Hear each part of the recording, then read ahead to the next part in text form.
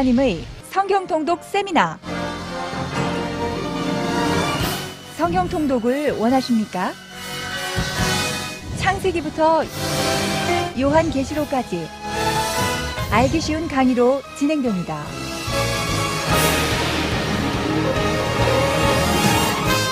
마치 영화의 예고편을 보듯이 하나님 나라의 대하 드라마인 성경만을 강의합니다. 오늘 이 교회에서 성경 통독 사역을 하고 계시는 김권수 목사님께서 창세기부터 요한계시록까지 쉽게 이해하며 읽을 수 있도록 정리해드립니다. 성경을 통하여 하나님과 더욱 가까이 가기를 원하신다면 이번 기회를 놓치지 마십시오.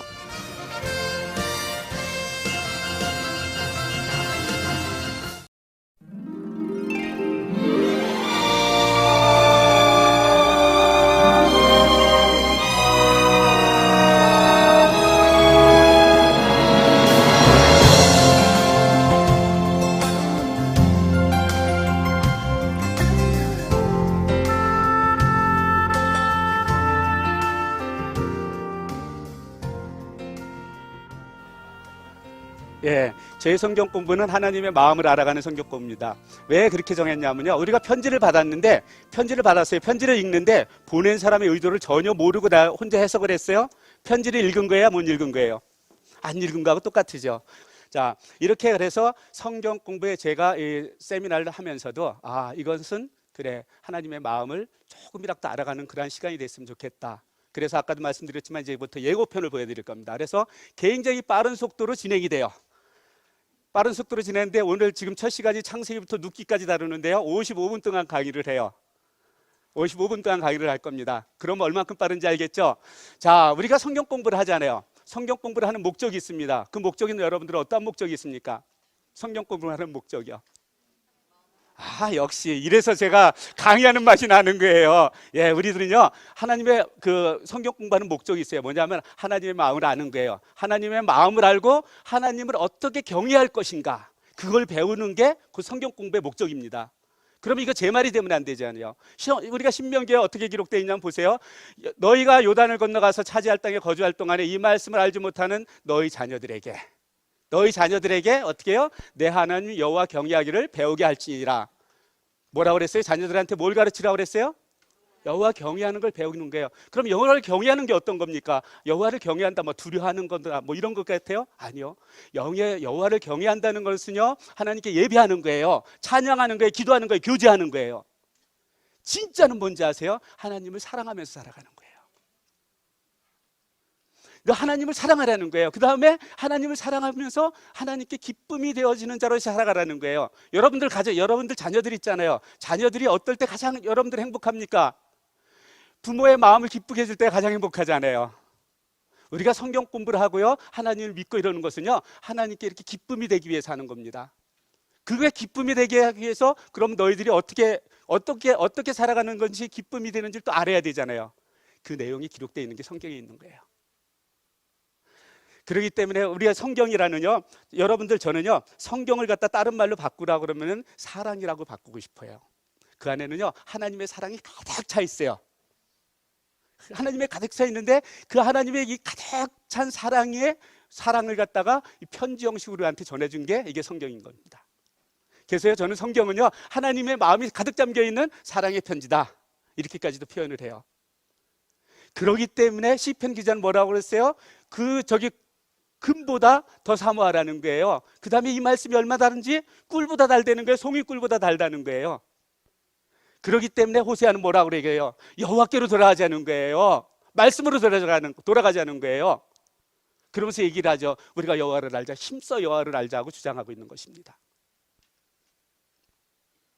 이거 전체는요, 이 블록 다이어그램은요, 좀 화면이 잘 안 나오는데, 이 블록 다이어그램은요, 창세기부터 요한계시록까지 중간사 하나님의 창세할 때부터, 창조하실 때부터 어떻게 이 세상이 완성되었든지 다 되었다, 요한계시록은 되었다 그러거든요.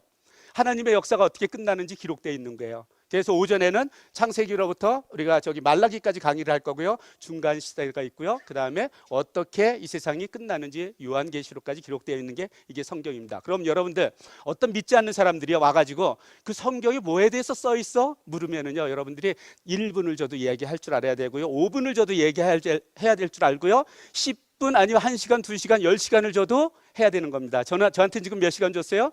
5시간 줬잖아요. 그래서 5시간 동안에 분량을 할 거예요. 근데 제가 보너스 하나 드릴게요. 여러분들이 믿지 않는 사람들이 누가 와가지고 여러분들한테 묻습니다. 성경에 쓰여져 있는 내용이 뭐야? 물으면 여러분들은 뭐라고 대답하실 거예요? 1분 동안에 얘기하라는 거예요. 예. 너희는 성경에는 이렇게 기록되어 있다고 얘기하면 되는 거예요. 성경에 기록되어 있는 것은 무슨 내용이냐? 하나님을 사랑하고 내 이웃을 사랑하고 써 있다는 거예요. 근데 왜 이렇게 두꺼워?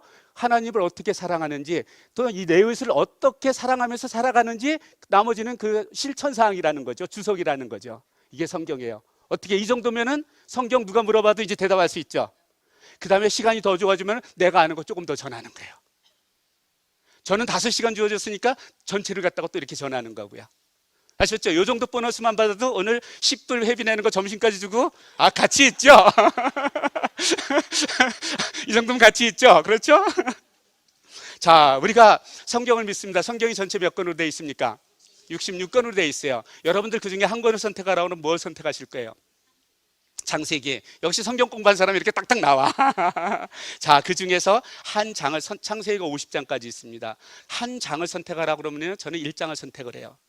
그 중에서 한 절을 선택하라고 그러면 바로 1절을 선택할 겁니다. 자, 우리 크게 읽어보시죠. 이 말씀은요, 성경 66권, 그 전체 1089절인가 1189절인가 하여튼 그렇게 되어 있는데요, 그 장이 참 가장 중요한, 그 우리 믿음 생활에 있어서 가장 진짜 파운데이션이 되어지는 그런 말씀이에요. 여러분들 오늘 강의하는 거 다 잊어도 좋아요. 다 잊어도 좋은데 이 세상을 누가 창조했느냐? 창조주 하나님만 제가 믿고 이번 세미나를 마쳐도 여러분들 신앙생활하는데 전혀 문제가 없습니다. 여러분들 이 세상을 누가 창조하셨어요? 하나님이 창조하셨다는 거예요. 그럼 성경 읽다가 이해 안 되는 부분이 있어요. 갑자기 강물에서 도끼가 올라온대요. 어떻게 뜨겠어요? 도끼가 물에서 뜰 수 있습니까? 사람이 저기 바다를 걸어갈 수 있어요? 못 걸어요. 죽은 자를 살릴 수 있습니까? 사람이요? 근데 하나님이 하신다면 못하실 일이 있어요? 무에서 유를 창조하신 분이잖아요. 그래서 여러분들이 성경을 읽다가 이해가 안 된다? 아, 이분이 참 창조주 하나님이시지. 지금 창조주 하나님께서 하시는 일이지. 그럼 이해가 될 수 있어요? 없어요? 그만큼 중요한 구절이에요. 그렇기 때문에 1장 1절, 이것은 여러분들이 평생 신앙생활하면서 잊으면 안 되는 그런 귀한 말씀인 것입니다.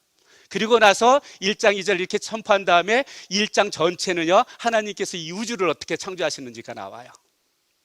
이 땅을 어떻게 창조하셨는지, 하늘을 어떻게 창조하셨는지, 그 다음에 별들, 그 다음에 이 지구에 있는 모든 것들을 어떻게 창조하신지 나온 다음에 제일 마지막에 누구를 창조해요? 야, 눈치 있는 사람들은 빨리 알아요. 여기 하이라이트 딱 돼 있으니까요. 남자와 여자를 창조하시죠. 여러분들 연극이나 오페라 같은 데 보면은요, 다 끝난 다음에 소개를 하잖아요. 주인공을 언제 소개하죠? 맨 마지막에 소개하죠. 그러면 우리 사람이 얼만큼 중요하다는 거예요? 제일 중요하다는 겁니다. 근데 하나님께서 이렇게 그럼 사람을 창조하실 때 그냥 우연히 창조했느냐? 아니요. 하나님은 정확한 계획을 가지고 계셨어요. 정확한 설계도를 가지고 계셨고요. 그 다음에 목적도 가지고 있었어요. 그게 바로 창세기 1장 26절에 나와 있습니다. 자, 어떻게 기록되어 있냐면요, 보세요. 하나님께서 우리의 형상과 우리의 모양대로 사람을 만들겠다는 거예요. 이게 설계도예요. 그리고 목적은 뭐냐면 하나님께서 이 땅에 창조하신 그 모든 것들, 바다에 있는 것들이나 하늘에 있는 것이나 이 땅 위에 있는 모든 것을 다스리게 하자는 거예요. 이런 목적을 가지고 하나님께서 그대로 창조하신 거예요. 그렇게 하고 그대로 맡기셨어요. 그럼 우리들은 어떤 사람들이에요? 이제는 이 세상을 우리가 다스리면서 살아가야 될 그런 사람들인 거예요. 이 다스린다는 거냐, 거분하는 게 아니에요. 케어링하는 겁니다. 자연도 우리가 그래서 돌봐야 되는 거예요. 크리스찬들은요, 자연 보호를 더 잘해야 돼요. 그래서 쓰레기통, 쓰레기 수리 분리수거도 잘해야 돼요. 왜냐하면 하나님께서 우리한테 맡겨주신 것이기 때문에요. 자, 이렇게 하나님께서 인간의 모습을 만들어 주셨는데, 인간을 어떠한 모습으로 만드셨다고요? 하나님의 모양과 하나님의 형상으로 만드신 거예요. 그 모양이 어떤가 한번 제가 인터넷에서 찾아봤어요. 제가 맨 처음에 성경 공부할 때요, 한 수천 장을 봤어요, 사진을요. 그래서 이런 사람도 찾아보고, 이런 사람, 뭐 하여튼 별의별 사람들을 다 찾아봤거든요. 아이고, 별의별 사람들을 하여튼 다 찾아봤어요. 근데 아무리 봐도 이게 마음에 드는 사람이 없어요. 하나님의 형상을 닮은 사람이 어떤 사람들이에요? 죄가 있어요, 없어요? 지금 여러 가지 봤지만 여러분들, 이 사람은 정말 하나님의 형상이야 하는 사람이 있어요, 없어요? 없죠? 있어요? 그랬는데 제가 이거 고민을 하니까 우리 딸이 찾아주더라고요. 하나, 어떤 모양이냐면 이런 모양이라는 거예요. 죄는 없어 보이죠? 그렇죠? 이런 모양은 아니죠. 이보다 더 아름답습니다. 그러나 이렇게 죄 없이 정말 하나님의 모양과 하나님의 형상으로 만들어놓은 게 인간이라는 거예요. 이렇게 하나님께서 사람을 창조하신 다음에 에덴에다 동산을 만들어 주신 거예요. 그러면서 거기에는 각종 정말 아름다운 그 다음에 아주 맛있는 과일들을 다 거기다 있게 한 거예요. 근데 동산 중앙에 뭐가 있었다고요? 선악을 알게 하는, 그게 참 중요해요. 선악을 알게 하는 나무가 있었습니다.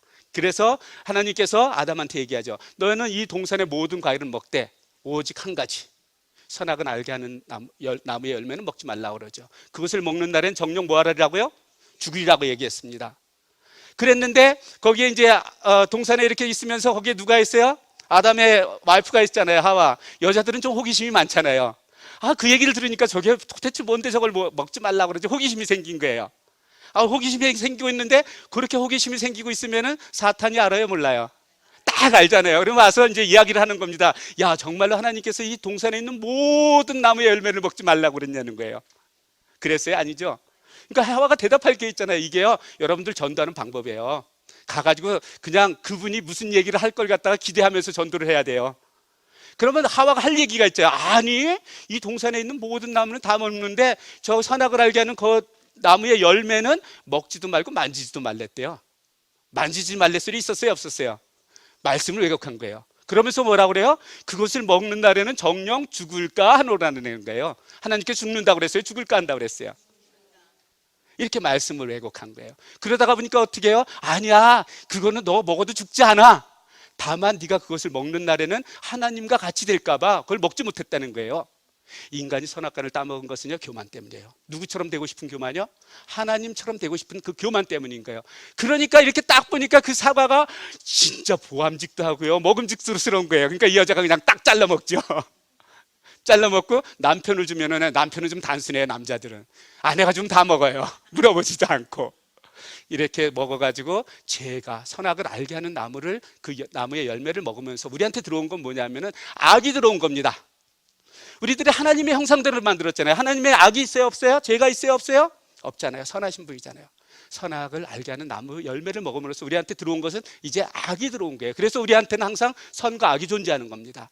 그래서 우리가 선을 행해야지, 선을 행하면서 살아야 가는 거예요. 만약에 선을 행하지 않으면 우리한테 뭐가 있어요? 악이 있어요. 그래서 악을 행하면서 살게 돼 있습니다, 우리는. 그렇기 때문에 여러분들은 선을 행하면서 살아가길 바라는 거예요. 예수님께서 오셔서 또 항상 주장하시는 게 그 말씀이잖아요. 내 이웃을 사랑하면서 살아가라는 거예요. 이웃을 사랑하지 않으면 어떻게 해요? 저주하고 미워하면서 살아가거든요. 이런 것들이 성경 말씀입니다. 그래서 이렇게 죄를 지으니까 하나님은 죄인과 같이 살 수 있어요, 없어요? 그래서 에덴 동산으로부터 쫓겨납니다. 자, 에덴 동산에서 또 쫓겨나서 사람이 한 짓은 뭔지 알아요? 저기 보면은요, 아담서부터 노아까지, 그러니까 에녹을 빼놓고요, 죽지 않은 에녹을 빼놓고 평균 나이를 재보면은 912년 정도 살았어요. 912년 동안 살아가면서 뭐 했냐면요, 겨우요, 애 낳고 재 짓고 죽는 거였었어요. 그래서 하나님께서 너무너무 속상한 거예요. 그래서 하나님께서 인간을 창조한 걸 갖다가 한탄을 하시죠. 그래갖고 야, 이거 안 되겠다, 심판을 내려야겠다 하면서 계획하시는 것이 바로 노아의 홍수 사건입니다. 그런데 항상 죄 중에도 그 안에 의인이 한 명이 있어요, 없어요? 있죠. 그래서 그 노아를 갖다가 구원해내는 거예요. 이게 노아의 방주 사건이에요. 자, 우리가 그래서 홍수가 나는데요, 그러면 하늘에서 얼마나 많은 물이 있길래 정말로 날아가는 새들이 다 죽고 동물이 다 죽고 물이 얼마나 많길래 산이 뒤덮여내는 거예요. 지금 그 물은 어디 있냐는 거예요. 여러분 궁금하잖아요. 저는 이런 거 궁금하면 못 견뎌요, 제가. 그런데 여러분들 창세기 1장 4절인가 5절이면 이 둘째 날에 하나님께서 지구를 어떻게 했어요? 물로 다 덮여 있었거든요. 그때 궁창을 만들었어요. 그래서 궁창 위의 물과 궁창 아래 물을 나눴습니다. 궁창 아래에 있던 물들이 지금 바다에 있는 것들이에요. 근데 궁창 위에 있는 물들이 그때 떨어지는데요, 이게 궁창 위에 있는 물입니다. 왜 컬러가 안 나오냐? 자, 궁창 위에 있는 물이 떨어지는 건데요, 이 궁창 위에 있는 물이 얼만큼이었느냐, 제가 생각을 해봤습니다. 아마 지금 있는 바닷물의 반 정도는 하늘에 떠 있다고 봐요. 그 당시에 둘째 날에 반으로 나눴던 것 같아요. 그렇기 때문에요, 그 홍수 전에는 있죠, 이 땅도 지금 우리가 살고 있는 땅보다 훨씬 넓었습니다. 지금 우리가 살고 있는 땅보다. 그 다음에 그때 홍수 이후에 대격변이 있어서 지금 높은 산이 있죠. 그 당시에 이렇게 높은 산이 없었어요. 그렇게 하고 이 당시에는 홍수 전에는요, 이 물띠가, 위에 있던 물띠가 그 하우스 역할을 하는 거, 비닐하우스 같은 역할을 해줬던 거예요. 그래서 온실과 같은 그런 환경이었었습니다. 그렇기 때문에 지구 전체가 온도가 거의 비슷했어요. 어딜 가고요. 그렇기 때문에 알래스카에서 지금 그러한 공룡들이 발견되는 거예요, 지금요. 그때 죽은 거기 때문에, 노아의 홍수 때. 이 물이 생각해 보세요. 지금 바다에 반 정도 물이 하늘에 있다가 40일 동안 떨어졌다고 그러면 그 양이 얼마나 많았겠어요? 아마 폭포수처럼 떨어졌을 겁니다. 그렇기 때문에 하늘에 날아다니던 모든 새들도요, 그게 맞고 다 졸도해서 죽은 거예요. 이게 노아의 홍수 사건입니다. 그리고 나서 이제 일지가 쭉 나오죠. 그 노아가 몇 살 때, 600살 때 홍수가 나기 시작해서 거기서 방주에 들어가서 나오는데 1년 10일이 걸려요. 그런 기사가 나오고요. 이렇게 이제 하나님께서 노아의 홍수를 통해 가지고 심판을 하시나니까 하나님의 마음이 기뻤겠어요, 슬펐겠어요? 많이 아팠죠. 왜냐하면 자기의 형상대로 이렇게 만들었는데 인간이 하도 그냥 못될 짓하고 정말로 그 죄를 지니까 하나님께서 하는 수 없이, 왜냐하면 죄를 짓고 사는 것보다 차라리 죽는 게 낫거든요. 그래서 심판을 내린 거거든요. 내렸는데 마음이 너무 아픈 거예요. 그래서 노아하고 언약을 세우죠. 무지개 언약을 세우는 거예요. 뭐냐? 내가 다시는 이 홍수로 심판하지 않겠다는 거죠. 그러면서 내가 정말로 다시 심판하고 싶은 마음 떠오를 때 구름 속에 무지개를 띄우겠다는 거예요. 내가 그것을 보고 기억하고 다시는 물 홍수로 이런 심판을 내리지 않겠다고 이야기하는 게 바로 무지개 언약입니다. 그렇게 하고 나서 이제 그 노아의 자손들한테 세 아들이 있었잖아요. 그래서 8식구가 이제 나오는데 그 사람들한테 다시 하나님께서 언약을 세웁니다. 너희는 성육하고 번성하라는 거예요. 땅에 충만하라는 거예요. 그 말은 뭐였어요? 곳곳에 다니면서 사람들 많이 낳고 땅을 갖다가 다 다스리면서 살아가라는 거잖아요. 근데 이들은 어떻게 해요? 야, 우리는 흩어짐을 면하지 하면서 바벨탑을 쌓는 거예요. 그러니까 하나님께서 강제적으로 그들을 언어를 혼잡케 하심으로써 흩으시죠, 다. 여기에서 바로 언어의 기원이 나오고요. 여기에서 민족의 기원이 나오는 거예요. 자, 이렇게 흩으신 다음에 그 밑에 노아의 족보가 나오는데 노아의 족보가 길게 나옵니다. 여러분들 족보가 나오면 참 성경 읽기 싫잖아요. 근데 족보는요, 굉장히 중요한 사람을 갖다가 소개할 때만 나와요. 누구를 소개해요? 지금 아브라함을 소개하기 위한 것이거든요. 그래서 쫙 노아서부터 셈부터 쫙 나오다가 보면 노아가 아브라함이 딱 나오죠. 그러면서 12장부터는 아브라함과 그 자손들, 그래서 네 족장의 이야기가 펼쳐집니다. 하나님께서 아브라함을 선택하시죠. 아브라함을 선택해서 그한테 그러는 거예요. 너는 너의 집 고향과 너의 고향과 친척집을 떠나서 아버지 집을 떠나서 내가 지시할 땅으로 가라는 거예요. 그래서 갑니다. 순종을 하죠. 가는 거예요. 가니까 하나님께서 이제 너 동서남북을 돌아볼래? 그러니까 동서남북 다 봅니다. 그랬더니 내가 너와 내 자손한테 이 땅을 주겠다는 거예요. 그러면서 하늘을 보래요. 하늘을 딱 보니까 별들이 많거든요. 하나님께서 이때는 아브라함한테 아무도 자식이 없을 때예요. 이때 한 85세쯤 됐을 때예요. 자식이 아직 그 이스마엘도 없을 때예요. 그랬을 때 하늘을 보더니 내 자손을 갖다 저 하늘에 별같이 많게 하겠다는 거예요. 아브라함은 그걸 믿었다는 겁니다. 그걸 믿었다는 게, 이 믿음을 보고요, 하나님께서 하박국한테 의인은 믿음으로 말미암아 살리라고 선포하신 거예요. 그걸 보고 바울은 하박국서를 그걸 보고 의인은 믿음으로 말미암아 산다고 강조했던 거고요. 아브라함의 이 믿음이 있었기 때문에 의인은 믿음으로 말미암아 산다는 걸 갖다가 우리한테 전해진 거예요. 그렇게 본을 보인 사람이 바로 그 아브라함인 겁니다. 그렇게 하고 또 약속을 하세요. 자식이 하나도 없는데 너는 400년 동안 네 자손들이 객이 될 거라는 거예요. 그러나 객이 되지만 그곳에서 나올 때는 큰 재물을 갖고 나오겠다는 거예요. 근데요, 이 모든 것을 갖다가 모세오경을 통해서 그대로 이루어지는 게 모세오경의 역사예요. 사실 모세오경은 어떻게 보면 하나님께서 아브라함에게 약속했던 그 언약이요, 이루어지는, 성취되어지는 과정이 바로 모세오경입니다. 그리고 그 다음에 이제 이삭이 있죠. 이삭은요, 정말로 이러한 훌륭한 아버지를 둬가지고 교육을 잘 받은 것 같아요. 이삭처럼, 성경에 보면 이삭처럼 편안하게 산 사람이 없는 것 같아요. 100배의 축복을 받으면서 정말 하나 문제도 없이 사는 사람이 바로 이삭이고요. 그한테서 쌍둥이 자식이 나오죠. 에사하고 야곱이요. 야곱은 또 반대로 너무 우리하고 똑같아. 속이기도 잘하고 속기도 잘하고, 그렇죠? 그래서 그 사람에 대해서 쓸 것이 너무 많았어요. 그래서 창세기 후반기에 보면요, 야곱에 대해서 이야기를 제일 많이 해요. 근데 야곱은 자기가 사랑하는 것들을 한 가지 한 가지씩 잃어가기 시작을 합니다. 라헬을 잃고요, 그 다음에 요셉도 잃고요, 그 다음에 마지막으로 가뭄이 왔을 때 정말로 요셉 대신에 라헬한테 난 또 하나 자식 있잖아요, 베냐민. 그것까지도 그 애굽에서 누가 데리고 오라는 거예요, 양식을 주기 위해서. 그래 내가 죽으면 죽으리라, 걔가 죽으면 죽지 하면서 보내지요. 이렇게 모든 것을 보냈을 때 거기에 애굽의 총리가 누가 있었어요? 요셉이 돼 있는 거예요. 죽은 줄 알았던 요셉이 거기 가서 총리가 되어 있는 거예요. 그 얘기를 야곱이 듣죠. 그래서 어떻게 해요? 그 요셉을 보러 내려갑니다.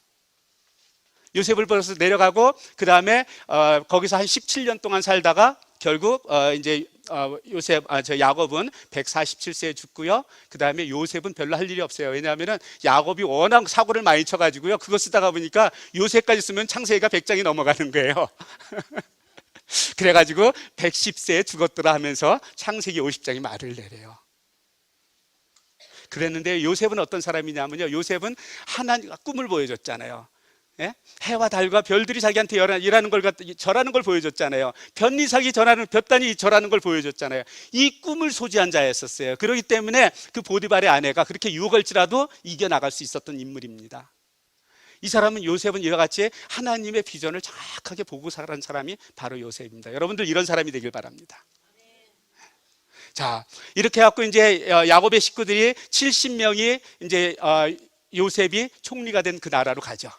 자, 야곱을 갖다가 이렇게 그 하나님께서 왜 그러면은 애굽으로 보냈느냐? 약속의 땅은 가나안 땅인데 왜 보냈느냐는 거죠. 하나님께서 계획이 있었다는 거예요. 하나님께서는 큰 민족을 이루게 함이라는 거예요. 왜 그러면은 저기 가나안 땅에서도 이루지 굳이 애굽을 가냐는 거예요. 야곱의 그 직업이 뭐였었습니까? 목축업을 하는 사람이잖아요. 목축업을 하는 사람은 뭘 쫓아다녀야 되죠? 목초지를 찾아다녀야 되잖아요. 목초지를 찾아다니면서 어떻게 큰 민족을 이룰 수 있겠어요? 그래서 하나님께서는 어떻게 하냐면은 애굽 땅에서도 목축하기에 가장 좋은 고센 땅을 준 거예요. 글로 보낸 거예요. 그럼 거기는 풀도 멍성하지 사시사철 어디 걱정할 게 없는 거예요. 뭐만 하면 돼요? 자식만 낳으면 돼. 그럼 여기서는 자동적으로 자기 재산은 늘어나요. 이게 하나님의 계획이라는 거예요. 이게 하나님의 계획이라는 겁니다. 이렇게 이스라엘 민족들이 이제 불어나니까 그다음 이제 야곱을 알지 못한, 요셉을 알지 못하는 새로운 왕이 거기에 이제 통치를 하게 된 거예요. 이 왕이 가만히 보니까 히브리인들이 너무 막 불어나거든요. 그러니까 두려움이 오는 거예요. 이러다가 우리나라를 빼앗기고 말지. 그래서 산하 제한을 하죠. 산하 제한을 해도 이게 도저히 되지가 않습니다. 그래서 어떻게 해요? 이제 마지막으로 어떻게 하냐면은 너희들은 아들 낳으면은 나일강에다가 번지라는 거예요. 죽이라는 거예요. 그랬는데 그때 어느 레위 지파의 한 여인에게서 아이가 나옵니다. 아이가 나왔는데 이 아이가 얼마나 예쁜지요. 도저히 그 애를 버릴 수가 없는 거예요. 궁금해요? 어떤 아이인지요? 보여드릴까요? 예? 어떤 아이인지 어떻게 생겼는지 보여드려요? 이런 아이. 이렇게 예쁜 아이인데 어떻게 버리겠어요? 그렇죠? 그러니까 막 숨겨서 기른 거예요.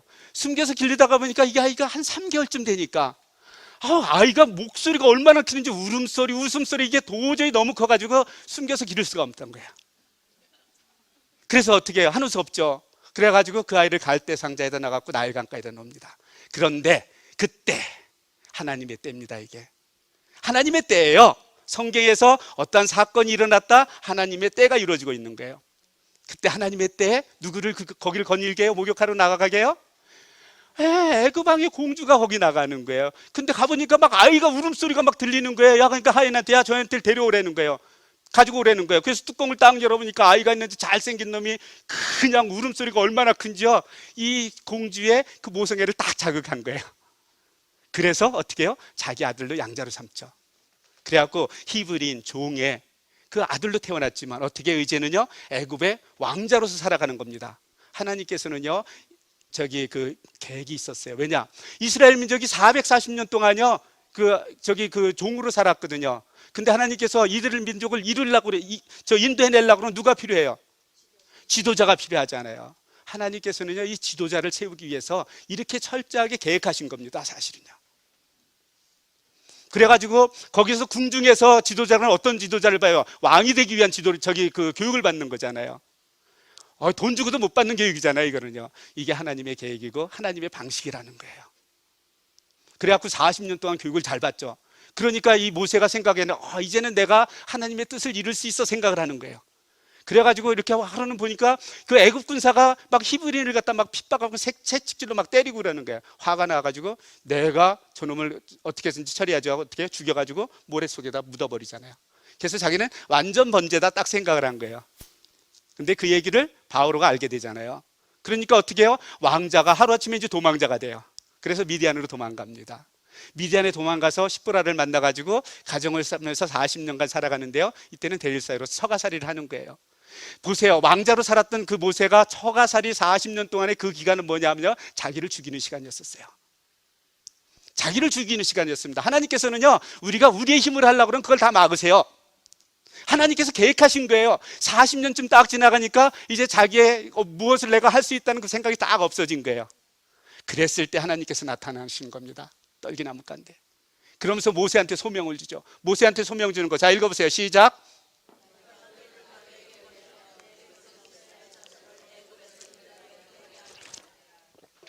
모세가 받은 소명은요, 한 가지입니다. 뭐냐면은 하나님의 백성을 애굽 땅에서 인도해내는 게 모세한테 주어진 소명 사명이었었습니다.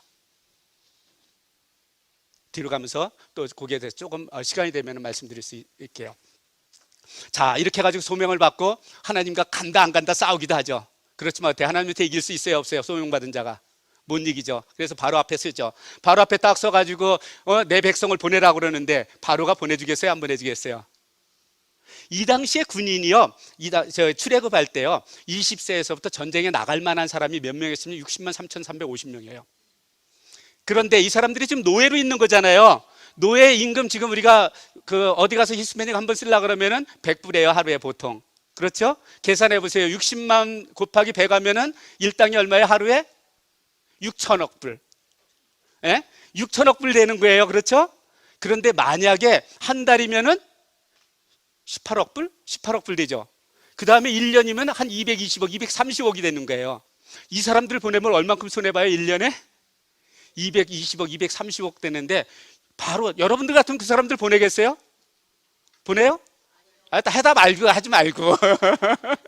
우리는 성경에 대해 해답을 너무 잘 알아요. 그게 문제예요. 우리도 안 보내죠. 그래서 바로가 그렇게 9번의 재앙을 내려도 안 보냈던 겁니다. 근데 하나님은 모든 계획을 다 갖고 계셨잖아요. 그래서 초태생을 죽이는 거예요. 그러니까 초태생을 죽이니까 이제 급해졌어요. 그래서 막 내쫓다시피 하게 나가죠.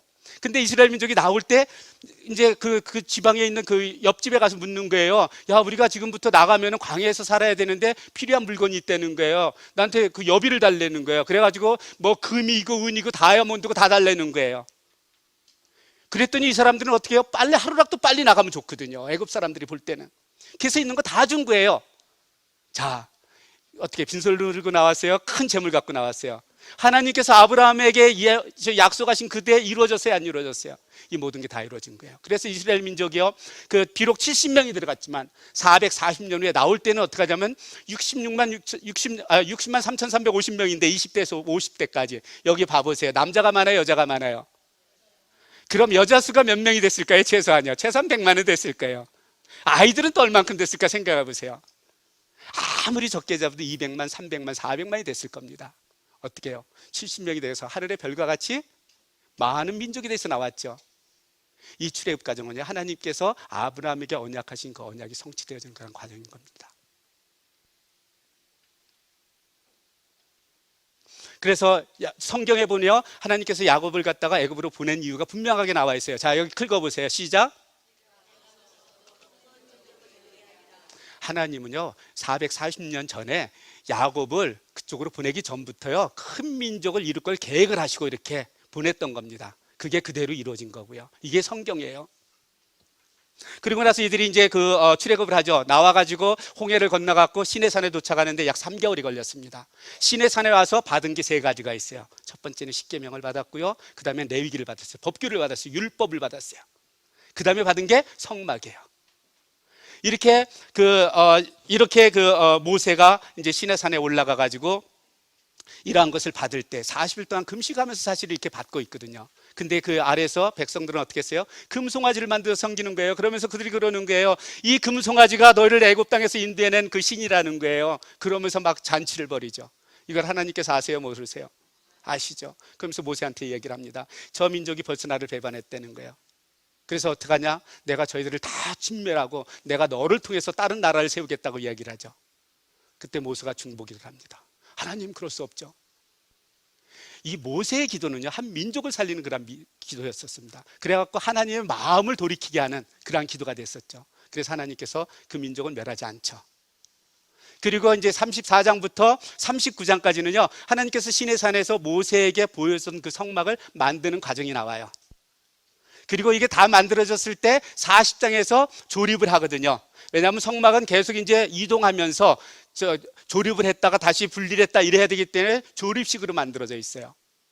그래서 그걸 다 조립을 한 날이 바로 애굽에서 나온 지 만 1년 되는 날이에요. 그러니까 2년째 초하루날 첫째 날에 그 완성을 합니다. 이렇게 하고 넘어가서 바로 민수기로 넘어가야 되는데요. 그 중간에 뭐가 껴있어요? 레위기가 껴있잖아요. 그래서 레위기의 내용도 우리가 조금 알아야 되잖아요. 그래서 레위기 강의를 먼저 할게요.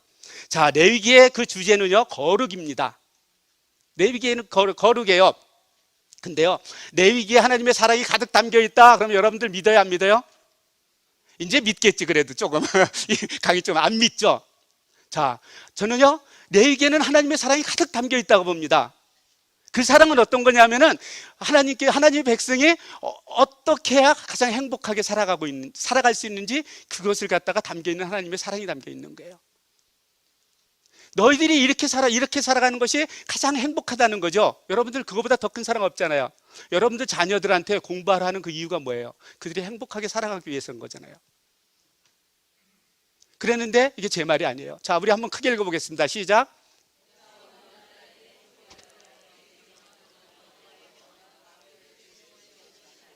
자, 여호와의 명령과 규례를 지키는 게 무엇을 위함이라고요? 여러분들의 행복을 위함이라는 거예요. 그럼 레위기를 주신 게 우리의 행복을 위함이에요, 아니에요? 너희들은 이렇게 살아가는 게 가장 행복하다는 거예요. 여러분들 미국에 살잖아요. 미국 법을 잘 알고 살아가는 게 행복하게 살 수 있어요? 모르고 살아가는 게 행복하게 살 수 있어요? 알면 행복하죠. 왜냐하면 내가 잘못하는 것이 무엇인지, 잘못해야 할 일과 하지 않아야 될 일을 우리가 알고 있잖아요.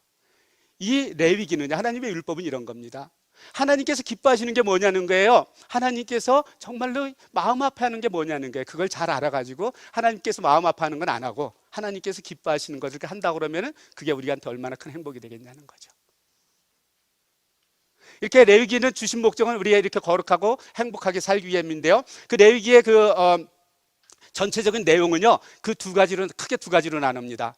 하나님을 갖다가 어떻게 어떻게 사랑할 것인지 그 방법을 보여주고요. 두 번째는 뭐냐면 내 이웃을 어떻게 사랑하면서 살아가는 건지 그 방법을 보여주는 거예요. 그걸 기록되어 있는 게 레위기예요. 간단하죠. 근데 여러분들 레위기 읽으려면 얼마나 힘들어요, 그렇죠?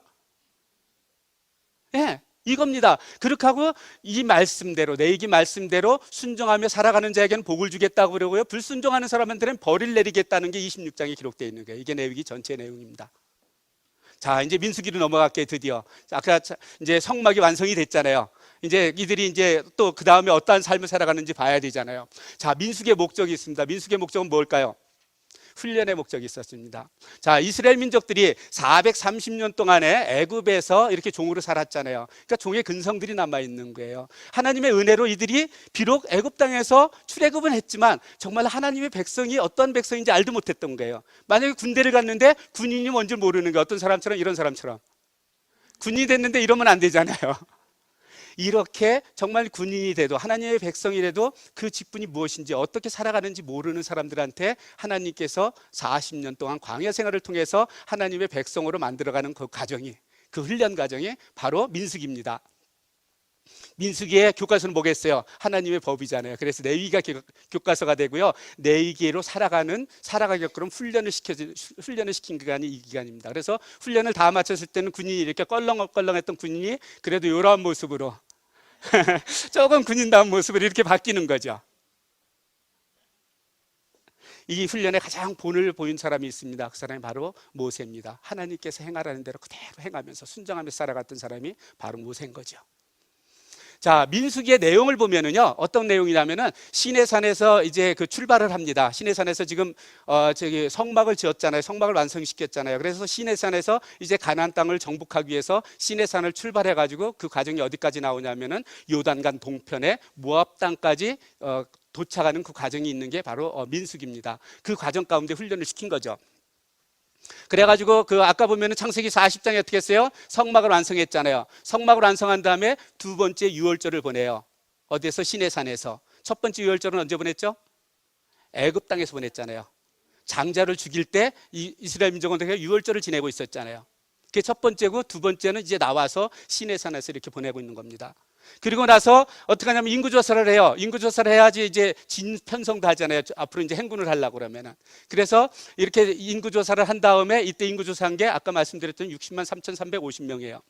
그래가지고 이들이 진평생 어떻게 행군할 것인가, 그걸 하나님께서 다 보여주십니다. 그리고 나서 이들이 이제 2월 20일 날, 그러니까 유월절을 지내고 성막을 완성한 다음에 불과 한 2달 만에 이제 시내산에서 출발하는 겁니다. 실반에서 출발해가지고 그들이 도착한 것이 가데스 바네아라고, 여기서 출발해갖고 여기까지 오는데요. 불과 11일밖에 안 걸렸어요. 신명기에 보면은. 그러니까 굉장히 빠른 속도로 진행을 했습니다. 그리고 거기 딱 도착해갖고 어떻게 해요? 이들이 지금 가는 목적이 뭐예요? 출애굽한 목적이 뭐예요? 가나안 땅 정복하기 위해서잖아요. 그래서 가나안 땅 정복하려니까 그 땅이 어떤가, 우리는 정탐꾼을 좀 보내자고 그럽니다. 그래서 각 지파에서 그래도 제일 빼어나다는 사람 한 사람씩 시켜갖고 12명이 정탐을 가죠. 근데 돌아와서 보고할 때 어떻게 해요? 2명 갈렙과 여호수아만이 긍정적인 보고를 하고 10명이 부정적인 보고를 하는 거예요. 그 부정적인 보고를 하니까 그냥 그 백성들이 야, 우리를 죽이려고 여기까지 데려왔냐고, 우리가 다시 애굽으로 돌아가자는 거야. 하나님의 아킬레스건이 있는데 그거 뭔지 알아요? 애굽으로 돌아가자는 말이에요. 그거 건드리면 하나님께서 못 참아요. 근데 이스라엘 민족이 그러는 거예요. 그래서 다시 한번 이스라엘 민족을 다 죽이겠다고 그래요, 모세한테요. 그때 다시 한번 모세가, 하나님 그래도 이 민족 살려야죠. 두 번째로 하나님의 마음을 바꾸시는 장면이 나와요. 모세 대단하죠. 여러분들이 다 그런 분이에요. 사실은요, 이런 기도의 능력을 갖고 있는 분들이에요. 근데 우리가 사용하지를 않아. 문제는요, 여러분들 이 기도 능력 사용하고 사세요. 네. 모세나 저희나 똑같은 사람입니다. 그렇죠? 우리 똑같은 사람이잖아요. 왜 모세의 기도는 줄었는데 난 똑같은 자녀인데 우리의 기도 안 들어주시겠어요? 내가 믿음이 부족하거든. 안 하거든요. 안 들어줄 줄 알고 안 해, 기도를. 기도하면서도 분명히 안 들어주실 걸 알고 기도해. 우리들은 가끔 그러죠. 입으로는 기도하는데 생각으로는 아니야. 자, 이러고 나서 이제는 이것 때문에 40일 동안 정탐을 하는데요, 하루에 1년씩 잡아서 40년 동안 광야에서 훈련을 시키는 겁니다.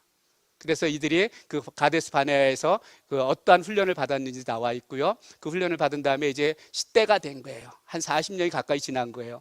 그랬을 때 이제 그 가나안 땅으로 들어가려고 그러는데 그 가는 과정에 그러니까 누구야? 아론이 죽죠. 아론이 죽고 그 다음에 이들이 이제 출발을 합니다. 맨 처음에 사실은 여기에서 이렇게 건너가려고 그랬어요. 근데 여기에 에돔 군대가, 에돔 사람이 있었는데 못 가게 한 거예요. 그래서 이렇게 삥 돌아서 일로 쭉 돌아서 여기에 모압 땅 이쪽에 도착합니다. 거기가 바로 비스가산이라는 곳이죠. 그곳에 도착해서 어떠한 일이 있었나 나와 있는 것들이 그 민수기 뒤에 쭉 기록되어 있는 것들이에요. 여러분들이 그건 읽어주시면 돼요. 그래서 이렇게 놓고 이제 이스라엘 민족들이 모압 땅에 도착했습니다. 근데 그 뒤에 뭐가 있죠? 이제 민수기 다음에요, 신명기가 있잖아요. 신명기는요, 그 모압 땅에 있었을 때 모세가 유언처럼 남긴 말이에요. 신명기는요, 여러분들 신명기를 갖다가 또 딱 1분 동안 설명하라. 그럼 내가 또 그거 보너스로 드려야죠. 오늘 보너스 많이 받는다. 그죠? 보너스 하나 드려야죠. 신명기의 기록은 뭐냐면요, 모세가 지금 출애굽한 2세들한테 이야기를 하는 거예요. 그 사람들이 하나님을 잘 그렇게 경험을 했어도 그냥 염려가 되는 거예요. 그래가지고 그들한테 신신당부하는 거예요. 신명기는요, 신신당부한 걸 갖다 기록한 게 신명기예요. 뭐를 기록했느냐? 너희들은 너희들은 가나안 땅에 들어가면은 더 이상 그 땅에 있는 민족들과 결혼하지 말고 그들의 우상을 섬기지 말라는 거예요. 그리고 오로지 하나님만을 섬기며 살아가라고 신신당부하는 게 뭐라고요? 아셨죠? 이제 신명기요. 그게 다예요. 그게 다야. 예. 그래가지고 1장에서부터 4장까지는요, 그들한테 얘기하는 거예요. 저기 후손들한테 하나님께서 이렇게 인도해 주셨다는 거죠. 그러니까 일하는 하나님을 섬기라는 거예요. 그러면서 너희들은 그 레위기에 있는 말씀을 같이 풀어주면서 너희들은 이렇게 살아가라는 거예요. 하나님께서 이렇게 살라고 그랬다는 거예요. 그리고 특별하게 또 이 세대를 위해서 별도로 주신 말씀이 있어요. 그 말씀을 전합니다. 그리고 모세는 어떻게 해요? 이제 사역이 다 끝난 거예요. 모세가 이렇게 나서 120세에 죽는데요, 모세가 죽을 때는요, 눈도 흐리지 않고 기력도 쇠하지 않았다고 그랬어요. 거기 뭐 많은 분들이 뭐 그러기도 해요. 많은 분들이 그 르비딤 사건에서 하나님께서 명령하라고 그랬을 때 돌 쳐가지고 뭐 모세가 못 들어갔다. 성경엔 그렇게 기록되어 있어요. 근데 제 생각은 달라요. 물론 그것도 하나의 우리들한테 보이는 것이지만요, 더 중요한 건 뭔지 아세요? 만약에 모세가요 가나안 땅을 정복했다 그러면은요, 이제 이스라엘 민족한테는요 하나님은 안 보여요. 모세만 보여요. 에? 하나님은 모세 너 아니어도 그 가나안 땅 정복할 수 있다는 걸 아시거든요. 저는 거기에 더 뜻이 있지 않나 이렇게 봅니다. 그렇잖아요. 지금 그 애굽 땅에서 그렇게 인도해 놨는데 40년 동안 광야에서 그런 생활을 했는데 가나안 땅까지 정복해 갖고 그 모세가 들어갔다고 그러세요. 그럼 모세 섬기느라고요 백성들이요 그냥 하나님 보이지도 않았을 거예요. 그러나 모세 사명 뭐였었어요? 애굽 땅에서 인도하는 거거든요. 그걸로 끝난 거예요. 그럼 어떡하냐? 그 다음 사람, 이을 사람 있는 거죠. 여호수아입니다. 모세가 죽은 후에 어떻게 해요? 또 다른 어떤 그 하나님의 나라가 시작된다는 거예요. 누가 죽은 후에. 그러면서 여호수아에게 하나님의 말씀이 이루어지는데요. 자, 여호수아의 인물을 갖다가 어떤 사람일까 한번 제가 상상을 해봤어요. 궁금해요? 어떤 분일까? 아나 이런 분이 아닐까? 누구예요? 네, 제가 보기에는요 메가더 장군이 있죠. 여호수아 공부를 너무너무 잘했어요. 너무너무 잘했어요. 6.25 때 있잖아요. 인천 상륙작전 할 때 있죠. 여호수아가 한 거 그대로 했어요. 그대로 그냥. 근데 동서만 바뀌었어요. 성경은 이런 지혜가 있는 거예요, 여러분들. 자, 여호수아에게 맡긴 소명은 그겁니다. 이제는 가나안 땅을 정복하라는 거예요. 어떻게 해요? 아브라함한테 언약했잖아요. 이 땅을 내 자손한테 주리라. 그러니까 마지막으로 가나안 땅을 정복하라고 준 게 여호수아한테 준 소명입니다. 사명입니다. 그래가지고 어떻게 해요? 이제 그 정탐꾼을 또 보내죠. 근데 여호수아는 무슨 출신이에요? 정탐꾼 출신이잖아요. 그러니까 정탐꾼의 자질에 대해서 너무 잘 알죠. 그래갖고요 이스라엘 그 많은 사람 중에서 가장 문무를 잘 갖춘 사람, 싸움도 잘하고 지혜도 좋은 사람 두 사람 딱 보내갖고 보내는 거예요. 근데 이 사람들이 딱 갔는데 그 간 곳이 어디냐면은 기생 나압이 운영하는 주막집에 딱 도착을 한 거예요. 나압이 운영하는 주막집에 딱 도착을 했는데 왜 주막집에 갔을까? 여러분들 왜 갔을 것 같아요? 네, 주막집에 가면은요 모든 민심을 다 알 수 있잖아요. 그러니까 똑똑한 사람이니까요 어디 가면은 이 민심을 잘 알까 알 수 있잖아요. 그래서 주막집에 딱 갑니다. 근데 주막집에 지금 저기 그 정탐꾼이 왔다는 소식이 여리고 왕한테 들려지는 거예요. 그러니까 군인을 보내서 잡아오라고 그러죠. 그때 그 소식을 들은 이 나압이 그 정탐꾼 2명을 숨기는데요, 이 숨기는 거는요 자기의 목숨과 바꾸는 거예요. 만약에 걸리면 어떻게 되겠어요? 즉결이죠. 그렇죠? 그랬는데 왜 그러면 나압이 자기의 목숨하고 알지도 못하는 사람 이렇게 바꿨냐는 거예요. 왜 그러냐는 거예요. 이 사람이 딱 봤을 때 그 주막집에 얼마나 뭐 어중이 떠중이들 많이 와요. 이 두 사람이 딱 나타나보니까 그냥 으악 가는 거예요. 오, 이 사람 뭐야? 이 사람 뭐야? 으악 간 거야. 그래갖고요 이 여인이요 어떻게 되냐면은 그 아마 이때 2명 중에 한 명이요 유다 지파의 살몬이 아닌가 이렇게 생각을 해요. 살몬의 아내가 됩니다. 그래서 이 사람이 누가 되냐면은 다윗의 고조 할머니가 돼요. 그 믿음 때문에.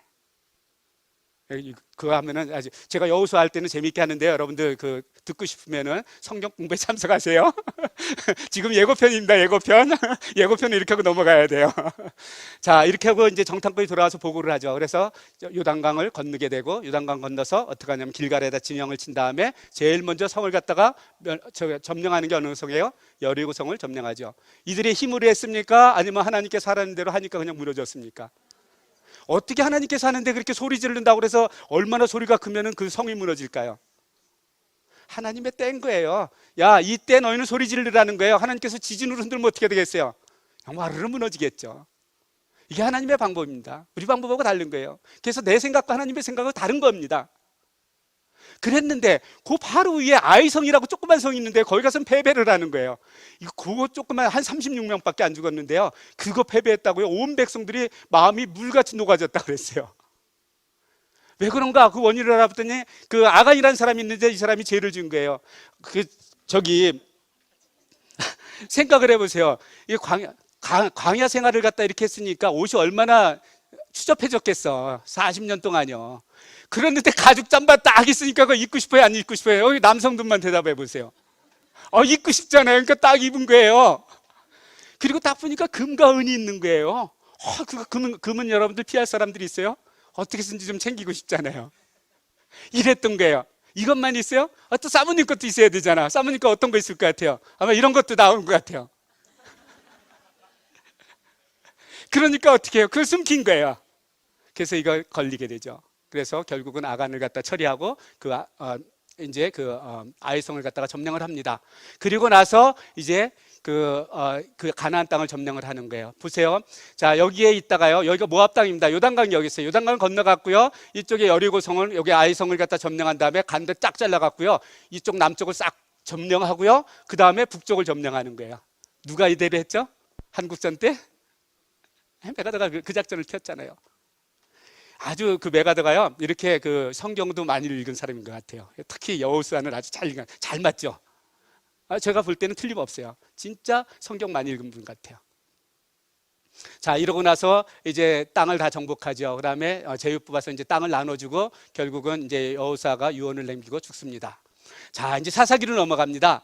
사사기는 어떤 거냐면요, 이제 가나안 땅에 들어왔잖아요. 이스라엘 민족들이. 그 들어온 민족들이 어떻게 살아가고 있었나, 그걸 보여주는 게 바로 사사기예요. 사사기는 뭐라고요? 하나님께서 약속하신 땅으로 하나님의 백성이 들어가서 어떻게 살아갔나, 그걸 보여주는 게 사사기라는 거예요. 아셨죠? 누가 사사기에 대해서 물으면 이제 쉽게 설명해 드릴 수 있어야 돼요. 자, 여호수아가 죽은 후 이제 새로운 세대가 돌아야 하는 거예요. 근데 이 새로운 세대는요, 우리하고 다른 거예요. 전혀 이상한 이러한 세대가 나타나는 거예요. 그러니까 이 사람은 하나님도 알지 못하고요. 그 다음에 세대가 지나가니까 여호수아가, 저기 모세가 그렇게 신신당부한 게 뭐라고 그랬죠? 모세가 어쨌든 그렇게 신신당부한 게 뭐라고 그랬죠? 내용이, 너는 가나안 땅에 들어가면은 그들과 결혼하지 말고 우상을 섬기지 말랬잖아요.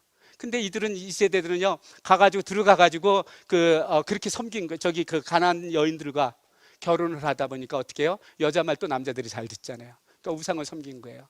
이러면서 타락한 모습을 보여주는 게 바로 사사기예요.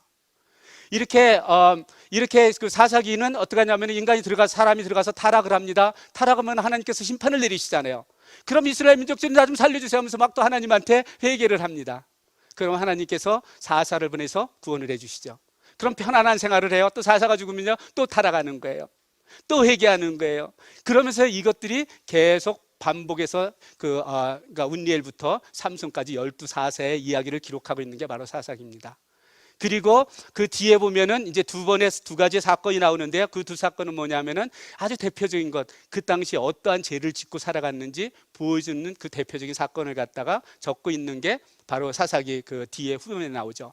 그래서 첫 번째는 뭐냐면은 거기에 미가의 가정이 있었습니다. 미가 집안에 제사장이 하나를 갖다가 들어와서 그 가정을 위해서 제사를 드리게 한 거예요. 근데 단지파가 그때까지도 그 땅을 차지하지 못했거든요. 그래서 단에 올라가서 그 땅을 차지하려고 하고 들린 집이 바로 미가의 집이었는데, 개인이 힘이 있습니까? 어떤 지파가 힘이 있습니까? 지파가 힘이 있잖아요. 그래서 이 큰 힘 가지고 있는 사람이 미가에 가지고 있는 모든 것을 빼앗아가는, 같은 형제끼리 힘이 있다고 이렇게 빼앗아가는 그런 사건을 적고 있고요. 두 번째 사건은 뭐냐면 기브에서 생긴 일입니다. 이렇게 에브라임에 그 레위 지파가 있었어요. 근데 그 사람한테 첩이 있었는데 이 사람이 친정으로, 그러니까 바람 피우고 친정으로 도망간 거예요. 그래서 이 사람이 자기 첩을 찾으러 가죠. 첩을 찾으고 오다가 기브아에서 도착을 했는데 그 민족들한테 이 여인을 갖다가 윤관을 당합니다. 이 여인이. 그렇게 하고 이 여인이 죽죠. 이것으로 인해 가지고 이 기브아는 바로 어느 지파에 속하냐면 베냐민 지파거든요. 그래서 베냐민 지파 하나하고 11지파하고 싸우죠. 그래서 맨 처음엔 베냐민이 이겨요. 그랬는데 나중에 아주 쑥대밭이 됩니다. 그래서 그 중에서 남은 군인들이 600명밖에 안 돼요. 이러한 기록을 기록하고 있는데요. 자, 이 600명이라는 거, 베냐민 지파라는 거 여러분들 머릿속에 잘 기억하고 있으세요? 다음 시간에 그게 어떤 역할을 하는지 이제 나옵니다. 그리고 나서 뒤에 보면은 한 권의 조그만 책이 나와요. 룻기라는 책. 성경에 보면 여인의 이름으로 저기 타이틀이 붙어 있는 게 두 권이 있죠. 뭐죠? 욥기하고 에스더. 룻기가 나오는 거예요. 자, 룻기에는 어떤 이야기가 달려 있죠? 그 고부간의 사랑이 담겨 있잖아요. 시어머니인 나오미와 그다음 며느리인 그다음에 그 룻이 아름다운 사랑의 관계를 맺고 있잖아요. 그럼 이런 사랑의 이야기일까요? 사랑 이야기죠. 그다음에 이렇게 그 시어머니를 잘 모시고, 이방 여인이 시어머니를 잘 모시고 사니까 어떤 훌륭한 사람이, 보아스라는 사람이 딱 나와갖고 그 여인을 갖다가 아내로 삼는 거예요. 그럼 이건 신데렐라의 얘기일까요? 그것도 맞아요. 예, 사랑, 보고부만의 사랑 이야기도 될 수 있고요. 그 다음에 신데렐라 이야기도 될 수 있어요. 그러나 그보다 더 중요한 게 있다는 거예요. 그 뒤에 맨 나중에 족보가 나오는데요. 그 족보의 맨 끝에 뭐가 나오냐면요, 보세요. 저기 그 살룸을 통해서 보아스가 나왔다는 거예요. 보아스를 통해서 오벳이 나오고, 오벳을 통해서 이새가 나오고, 이새의 아들 다윗이니라 하면서 다윗을 소개해요. 왠지 아세요? 이제 다음 장 사무엘로 넘어가면서 다윗을 갖다가 소개하기 위해서 여기에서 미리 이렇게 보여주고 있는 게 바로 룻기예요.